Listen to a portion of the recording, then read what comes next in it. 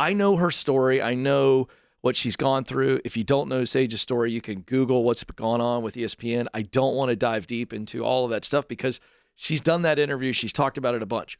But here's why I want to bring it up.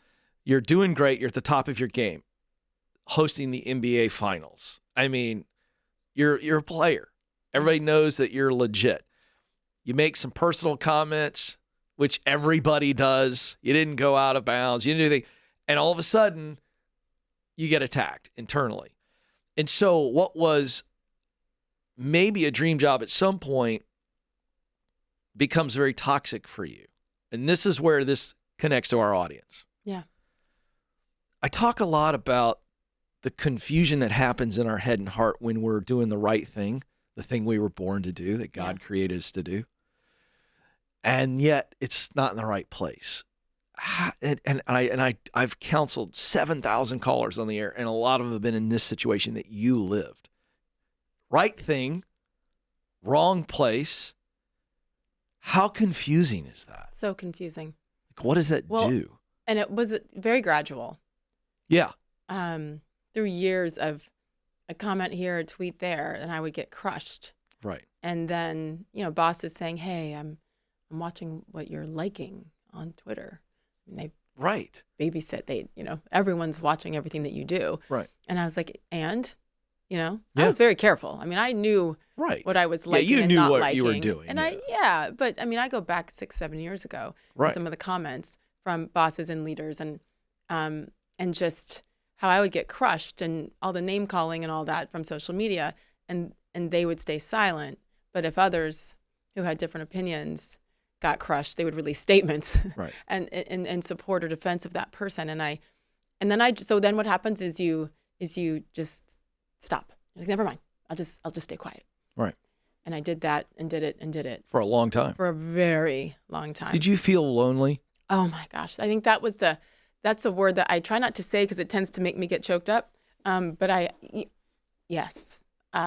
Like so lonely and so sad, especially because, as a new kid growing up all the time, moving, I know what that feels like. It brought all that back. It brought it back, which I never actually put that together till right now. Thank you. It did bring it back. I think not trauma, which is more of a trendy word right now, even though it's legitimate. Can I just tell you something? It was.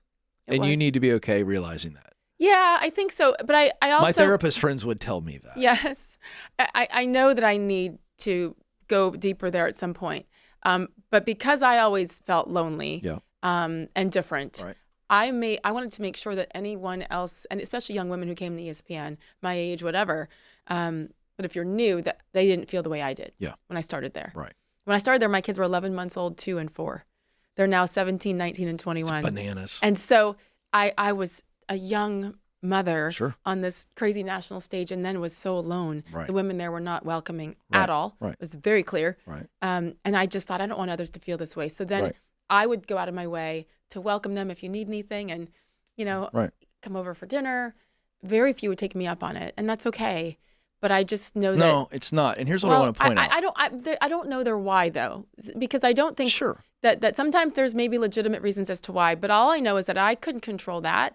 I could control the fact that I was trying to share and make them not feel the way I did. So then when that's a role reversal and then the world is caving in on you and all those same people that you've tried to are nowhere to be found or vocally against you publicly unnecessarily instead of having a conversation, that's where I felt so lonely because I thought, wait, I was doing the right thing with my heart, leading with my heart to make them feel more welcome and feel better. And a scary time to come to that network is scary. Sure. And it wasn't reciprocated. And I think that's still. Yeah. But here's what upsets me. And this is, again, for our audience, our greater audience. They see themselves in you here in this right role, wrong place. This is on the leadership. I understand your coworkers are hurting and they got their lives and they're probably scared to support you. There's all that junk in everyday office life too. Not every just day, ESPN. everywhere. Yeah. However, what bothers me, the loneliness really is driven from the fact that you didn't feel your leaders, your bosses, saw you, heard you, and cared for you. That's what I want to point out. And people experience that. So you're experiencing that. And I'm not trying to make you emotional, but I want people to hear how you dealt with that. How do you hang on? Because you couldn't leave. You weren't in a position to leave, but you feel lonely. How do you hang on? What have you learned? What's the mental toughness? What's the talk to us? I have learned that I am a lot stronger than I ever thought. Come on. Come on. That's good. Now I'm like, oh, you want a piece? Go. Here, I will turn my back to you so you can stab me. Right. Go ahead. It's probably going to overlap with 50 other stab wounds. Right. Go. You've developed some scar tissue. Yeah. Now, that doesn't mean it doesn't hurt. Still hurts. Absolutely. And, I've also found that I've been angry because of the hypocrisy. Right. Because this tends to come from people who preach about being open and tolerant and accepting of everybody. Right. And so to me, all the DEI crap, right. They're full of it. Right. Because they only use it when it applies to them. Right. To me. And it's inclusive if you're hanging out in the hula hoop with me. If you're saying what I want you to say today. Yeah, that's absolutely true. Which is probably going to change tomorrow. Oh, sure. Right? So that's where I got angry. Yeah. And I'm like, oh, no. Right. You can't preach this and that be celebrated for it as a company, as a person, as an on-air. But then when it comes crunch time, because to me, it all begins and ends with diversity of thought. Right. And because this is easy, this kind of diversity, right? But I'm talking about differing opinions and politics and based on usually your experiences. And you're going to cut me down or badmouth me or threaten me because I think differently. Right. But you don't know my why. Right. Maybe, we all have reasons as to why we have certain opinions. And you're just going to, and so I got tired of that. Yeah. And decided to call it out. Yeah. But before you fought back. But before I fought back. So here's what I want people to hear. I would hide, Ken. I would hide. Really? Because you had hurt and anger. Yes. What would you say to people who are in a situation where they know they're in the wrong place, but they can't move quickly? This is going to take some time. And they're going, I don't know if I can hang on another day. I feel like you can tell them something. But I didn't know that I was trying to hang, I was just day to day, like athletes. Literally day to day. Athletes, well, that's good like to hear. Questionable, probable, day to day, doubtful.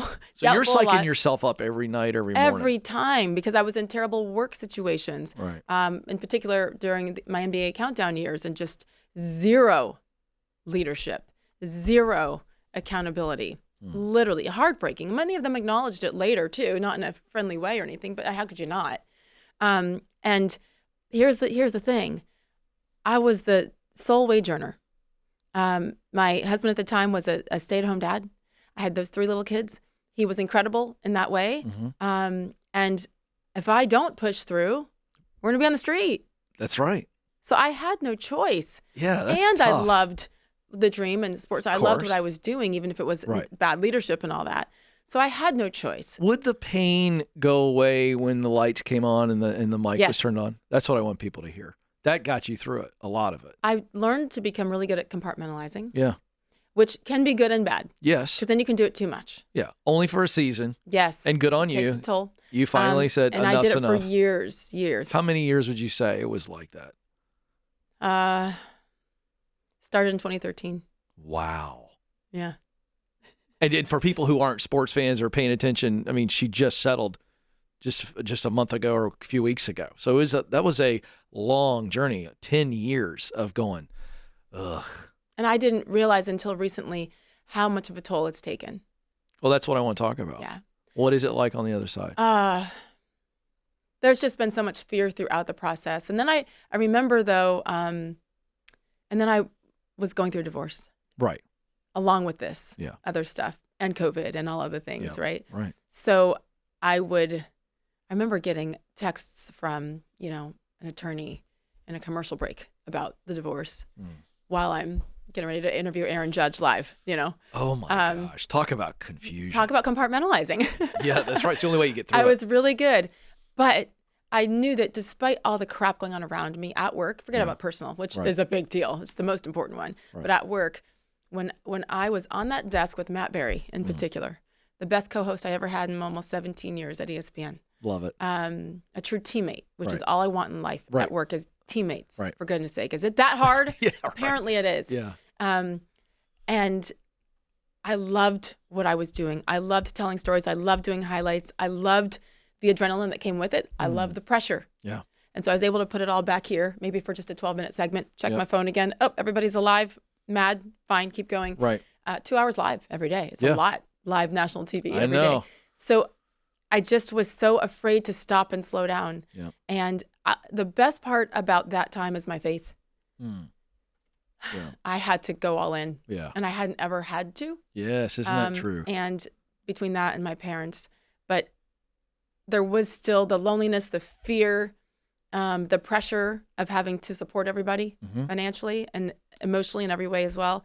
And then the anger came. Right. I was broken. Right. Broken at the fact that my leadership chose. Yeah. They made decisions to not support. Right. That's the nicest way to put it. Yeah. While choosing to support others who had not been nearly as loyal. It doesn't even really matter how long you've been there, but I was that person who would give up anything except my kids for this job. And I was a pleaser. Yeah. So to let go of realizing that I'm not going to be able to please them anymore if I'm true to myself. Right. And stand up. I still struggle with the disappointment that I know people there are disappointed in me because if she had only stayed quiet, just stay in that box, 100%, you'd still be this and that. And to let go of that has been traumatic. 100%. I cite this data all the time on the show.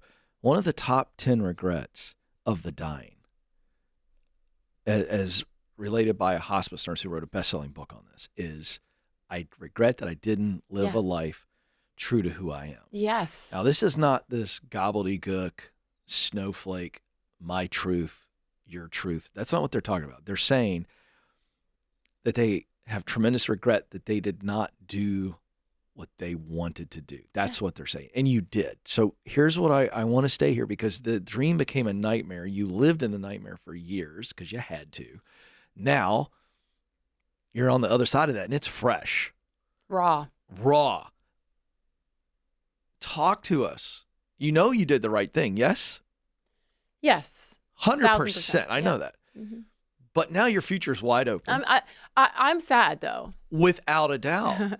It became a nightmare. Let's remember that transition. Dream to nightmare. That's confusing. To make a decision to sue the company that you're working for, the company that you love. Yeah. And while you're on air. While I'm on air. That was something already bad. Did it go from frosty to frigid? The only reason it didn't is because of COVID. The loss. Oh, okay. And we were never back to kind of a full staff. And then the studio's way over here on campus. The boss's offices are way over here. I had an office here I never went to. So you could zip in. I literally didn't see people. I would get there. We wrote at home through COVID. So I just continued that over the last year or so. And just wrote at home and did everything at home. And I'd drive in. I'd get there at about 11:45, walk inside, put a mic on, IFB pack, live at 12, off at 2, in my car at 2:05. Yeah, there's no team there. No, there's none. You don't feel like you're a part of something now. So but it was probably a blessing. In this situation, I didn't have to see them. Right. And certainly no one made an effort to talk. Yeah. Let's talk about this, Sage. Yeah. And that's okay because that ship had sailed. And again, for someone, I had never really done anything litigious in my life. Even for my divorce, I didn't use an attorney. I consulted with one. Like, I've never done anything with attorneys. Right. I'm like, oh my goodness. Now I'm going to do this with Disney and ESPN. Wow. No big deal. Yeah, sure. But I knew at some point that yes, for me, for how they treated me, and there was no consistency. And that's all I wanted. Be consistent with the rules. If you're going to allow some to speak on our airwaves, have nothing to do with sports, and then I can't, on a day off, on a separate podcast, all I wanted is consistency. And then you can say, but then you crush me and you punish me and you continue and continue. That was like, okay, enough. And I realized, though, that I wasn't alone. No. And so, because I knew that. I had other friends who were just silent because they're afraid. And I'm proof as to why people stay silent. I get it. I get the fear. I've lived it. Yeah. For me, there was just a line crossed. And I realized, shame on me if I keep this to myself. Because that means it's going to continue. Right. I don't know that I can change the company, change the world, but I can change maybe for the next person, male, female, at my company who they choose to try to silence, maybe. Yeah. So it literally became, as I talk about this the last few weeks, my fear is that people think, oh my gosh, she's, it's all about her and look what happened. And it sucked. Yeah. But there's millions of people in all industries who have felt silenced, forced to comply with the mandates, et cetera. So I feel like I now know, I've said this, it brought tears to my parents' eyes. I now know why God put me on this earth. And that is to stand up for others who are afraid, because I lived in fear. Like, I know what it's all about, and I just couldn't do it anymore. And now on the other side, it's raw, but I've never been more proud of myself, even though I don't like to say that, because it would have been easier and safer and cheaper to just shut up and be the good girl like I always had been. But my dad at West Point, and Coach K would tell you about this too, the cadet prayer. Love it. That we had to recite. And this helped me make my decision. And the middle part helped me to choose the harder right instead of the easier wrong. And to never be content with a half truth when the whole can be one.